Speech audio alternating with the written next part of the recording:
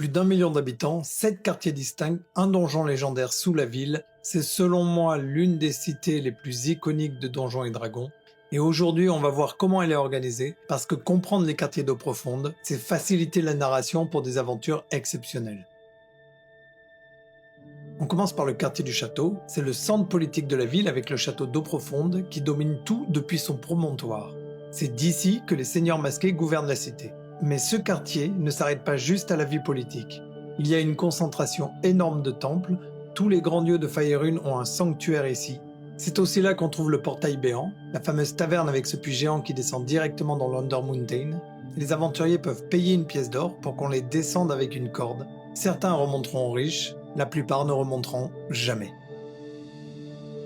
Le quartier maritime, c'est simple, ça va être le quartier riche. Mais pas un peu riche, genre extrêmement riche. On parle des nobles, des vieilles familles, de ceux qui ont des noms qui remontent à plusieurs siècles. Il est composé de villas immenses, de jardins privés et de temples luxueux. Les rues sont larges, propres, hyper surveillées par la garde. C'est le visage qu'Eau Profonde montre quand elle veut impressionner. Mais attention, les intrigues politiques du quartier maritime sont aussi mortelles que n'importe quel donjon, juste plus subtil. Le quartier nord, c'est un cran en dessous niveau richesse, mais ça reste très confortable.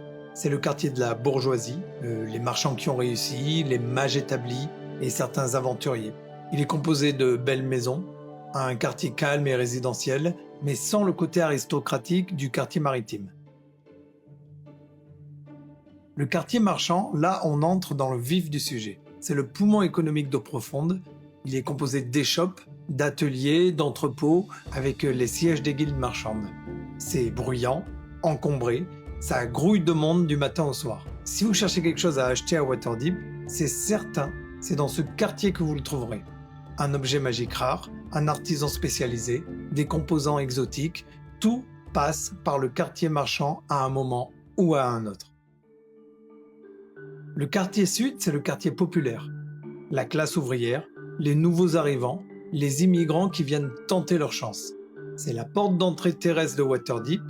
Toutes les caravanes arrivent par ici. Les tavernes y sont bon marché, les auberges sont bondées, et c'est le quartier le plus cosmopolite. Des dizaines de langues différentes dans la même rue, des cuisines du monde entier, une énergie incroyable. C'est souvent un bon point de départ pour les jeunes aventuriers dans Donjons et Dragons. Le quartier des docks, c'est le port. Et pas juste le port, c'est l'un des plus grands de tout Faerûn. Il y a des navires qui viennent de partout et l'ambiance y est particulière. Il y a des marins de tout horizon, des marchands internationaux et évidemment, beaucoup de contrebande. Les guildes et les gangs se partagent le contrôle des quais. La nuit, certaines ruelles sont franchement dangereuses. C'est un quartier fascinant. Toutes les cultures du monde se croisent ici et ce sera très certainement le quartier le plus exotique d'Eau Profonde. La Cité des Morts, c'est un lieu vraiment unique. C'est techniquement un grand cimetière / parc au centre de la ville. Le jour, les habitants viennent s'y promener tranquillement entre les mausolées. Des familles font des pique-niques, des couples se baladent. C'est extrêmement paisible. Mais la nuit, les portes se ferment, la garde patrouille et ceux qui dorment dans les cryptes peuvent être amenés parfois à se réveiller. Souvent des aventuriers tentent d'y entrer après la tombée de la nuit, car il y a des légendes de trésors accompagnées de légendes de morts vivants, et c'est assez régulièrement une mauvaise idée.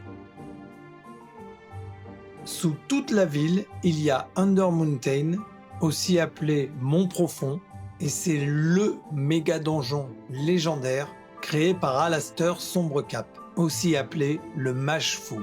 23 niveaux confirmés, peut-être plus, et c'est l'un des donjons les plus dangereux de D&D. Il y a des monstres uniques, des trésors perdus, des sections entières qui défient les lois de la physique. Et Alastair lui-même, toujours là après plus de 1000 ans, observe et manipule ceux qui s'aventurent dans son domaine. Eau Profonde est littéralement construite sur un gouffre. Voilà, j'espère que cette vidéo vous aura plu et vous aura donné envie de jouer des aventures dans la ville de Waterdeep ou Eau Profonde. N'oubliez pas de vous abonner et je vous souhaite à tous une excellente journée.